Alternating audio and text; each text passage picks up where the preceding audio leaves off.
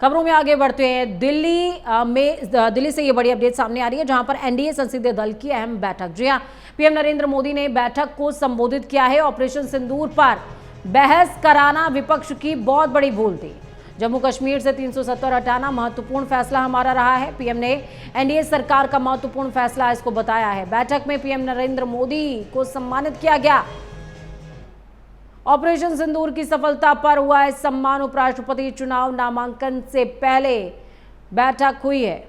ये तस्वीरें आपको दिखा रहे हैं। देखिए, प्रधानमंत्री नरेंद्र मोदी को सम्मानित किया गया है और एनडीए का जो शौर्य प्रदर्शन है वो भी इस दौरान देखने को मिला है। शक्ति प्रदर्शन देखने को मिला है।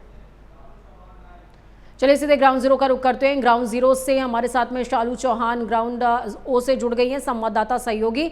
शालू, मैं आपसे समझना चाहूंगी इस मीटिंग में क्या कुछ खास रहा। प्रधानमंत्री नरेंद्र मोदी ने सीधे तौर पर विपक्ष पर निशाना साधा और कहा ऑपरेशन सिंदूर पर चर्चा कराना बहुत बड़ी भूल थी उनकी।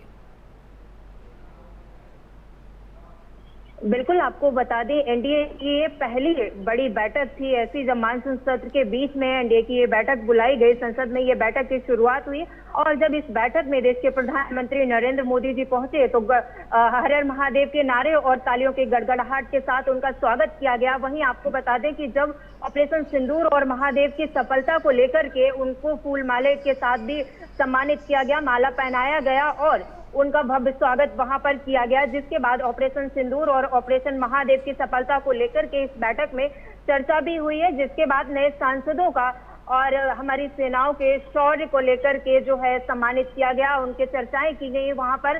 साथ ही आपको बता दें केंद्रीय मंत्री किरेन रिजिजू ने भी ये कहा कि हमारे देश के प्रधानमंत्री जो कहते हैं वो करते हैं। जब 24 अप्रैल को उन्होंने मधुबनी में जब जनसभा संबोधित की थी, जब ये कहा था कि जिस तरीके से आतंकवादियों ने हमारे लोगों को मारा है तो उनको मुंहतोड़ जवाब दिया जाएगा और ऐसा हमने कर दिखाया है। जितने भी आतंकवादी थे उनके निशाने थे, जिस तरीके से उनके जितने ठिकाने थे उनको मार गिराया है बिना किसी नागरिक को चोट पहुंचाए। हमारे सभी सैनिकों ने अपना शौर्य दिखाया वहां पर और सभी ठिकाने को ध्वस्त भी किया है। दूसरी बात ये भी है, उन्होंने आज इस बात की भी चर्चा की ऑपरेशन सिंदूर के बाद ऑपरेशन महादेव भी चलाया गया। जब विपक्ष लगातार ये सवाल कर रहा था कि वो 4 जो मुख्य आतंकवादी थे वो कहाँ है, क्या वो 100 जो आतंकवादी थे पहले ऑपरेशन सिंदूर के तहत मारे गए थे उनमें से वो 4 आतंकवादी नहीं थे।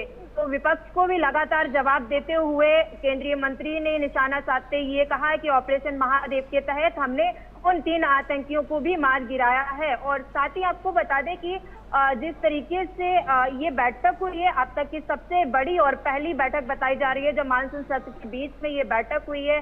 साथ ही जिस तरीके से हमारे आतंकवादियों को लेकर के सेनाओं के शौर्य की जो सेनाओं को लेकर के उस पर भी चर्चा की गई है। तमाम तरीके के जो नैरेटिव सेट किए जा रहे हैं। चलो, इस बीच में आपसे ये भी समझना चाहूंगी कि क्या इस बीच एनडीए की संसदीय दल की जो बैठक थी उसमें बिहार को लेकर किसी तरह का कोई डिस्कशन हुआ, क्योंकि आगामी दिनों में बिहार में चुनाव होने हैं और कई तरह की जिम्मेदारियां भी हैं। एसआईआर का मुद्दा बिहार में बहुत ज्यादा हावी है, तो क्या इन तमाम विषयों को लेकर के भी बातचीत हुई है क्या, या फिर ऑपरेशन सिंदूर और ऑपरेशन महादेव ही गूंजता रहा?